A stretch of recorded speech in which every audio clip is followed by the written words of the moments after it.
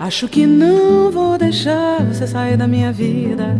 Sei que você vai gostar de estar no meio dessa briga. O que passou foi bom demais pra nós dois. Nosso destino é decifrar uma saída. Só você pode evitar o meu tormento. Já não consigo tirar você do meu pensamento. Se você passa eu me desmancho em dor. Donc ESN France, c'est l'association des étudiants internationaux.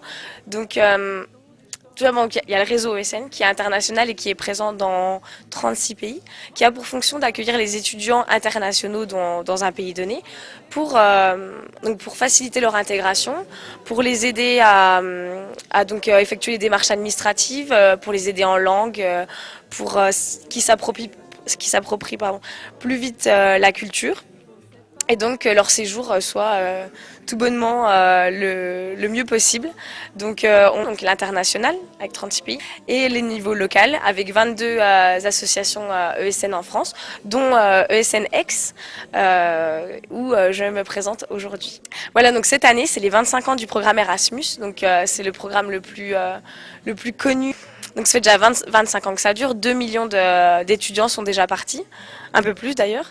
Et donc pour fêter cet anniversaire, ESN France a eu l'initiative de fêter ça sous 2 volets. Donc tout d'abord la réalisation d'un passeport de mobilité, le passeport Erasmus international, donc qui recense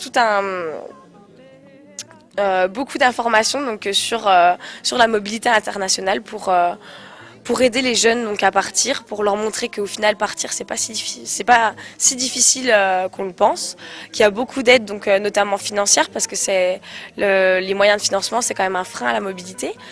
Et donc il y a un grand accent Erasmus avec le séjour d'études Erasmus, les Erasmus stages, mais par contre on parle quand même de pays donc, qui ne sont pas forcément dans le programme Erasmus, comme donc les autres pays du monde, en présentant également le programme ISEP qui permet notamment de partir en Amérique. On a également donc, le volontariat à l'international, les séjours de stage également à l'international. Voilà, il y a tout plein de choses, des témoignages de personnes qui sont déjà parties. Et donc également plein de conseils sur comment préparer sa mobilité, parce que c'est aussi important de ne pas partir comme ça du jour au lendemain, salut je vais faire mes études dans un autre pays. Il faut quand même se préparer afin d'éviter donc un gros choc culturel, donc faut se renseigner au sujet de la culture, de la langue. Faut également donc voir s'il y a une association qui vous accueille comme ESN accueille les étudiants internationaux et qui facilite votre séjour là-bas. Tout plein de choses donc qui sont à voir. Se você fica, eu quero dar o meu amor. Dentro de toda história assim, começo, meio e fim.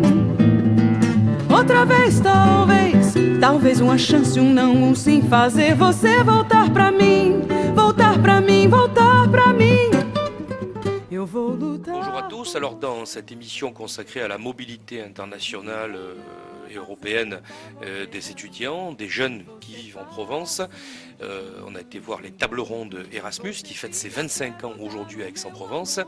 Et là cet après-midi nous sommes avec Ralph Marzucki qui est le directeur de l'association marseillaise Eurocircle, qui est une association qu'il a fondée il y a déjà de longues années. Il a acquis une très belle expérience en matière de mobilité et d'aide à la mobilité. Et aujourd'hui cette association gère un grand nombre de programmes européens et internationaux avec beaucoup de partenariats pour permettre de trouver des solutions de mobilité internationale pour travailler, des solutions pour étudier, des solutions pour conforter aussi un acquis et une expérience professionnelle. Alors Ralph, bonjour. Bonjour. Et merci d'être avec nous. Alors rapidement une présentation d'abord d'Eurocircle et puis bien sûr l'émission. Bien sûr. Bon, nous avons fondé et créé Eurocircle 89 à Berlin. Après le mur est tombé, Eurocircle a eu pour but depuis le début d'organiser, réaliser des projets européens ensemble avec les partenaires au début, les partenaires français, italiens, anglais. Aujourd'hui, nous avons les partenaires en 39 pays dans le monde. On a commencé comme plafond avec un service d'information sur le programme européen. la recherche de partenaires transnationaux, un soutien avec le dossier. On a fait ça jusqu'à 1993. Là, le siège social a changé à Marseille, de Berlin à Marseille.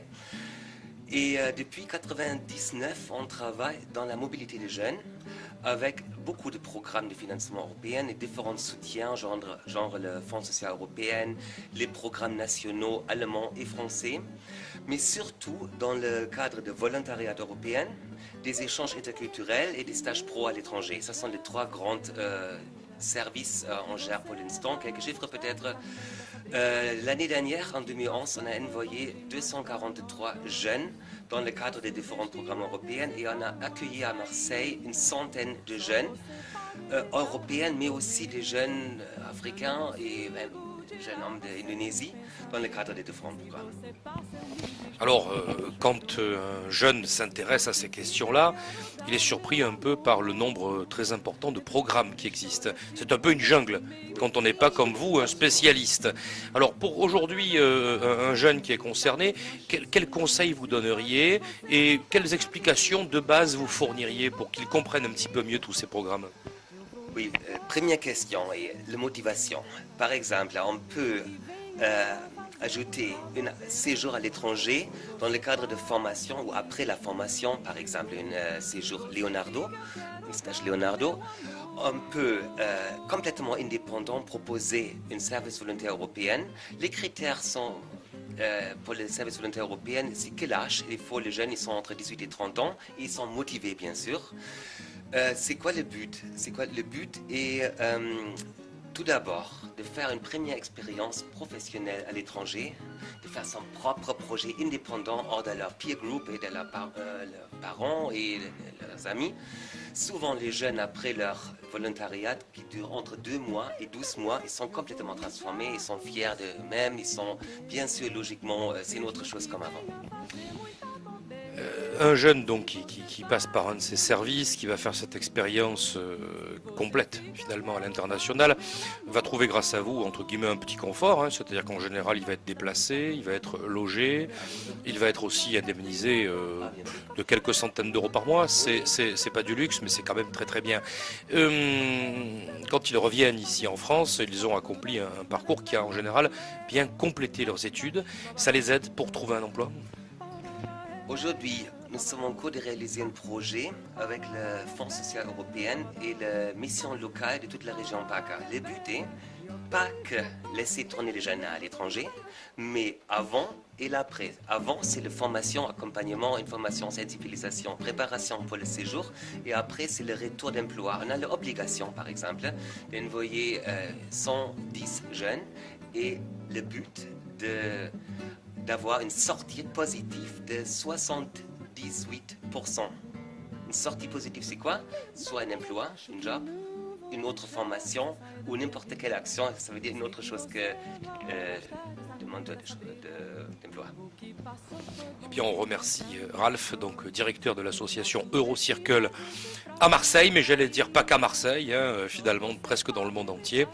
Un témoignage important, c'est une ressource qui doit être vraiment connue des jeunes de notre territoire. Eurocircle, c'est à Marseille et à votre écoute sur le site internet et par téléphone bien sûr, ou Ralph ou tous les collaborateurs de l'association Eurocircle. Merci beaucoup. Merci Ralph. Outra vez, talvez uma chance, não, sim, fazer você voltar pra mim, voltar pra mim, voltar pra mim.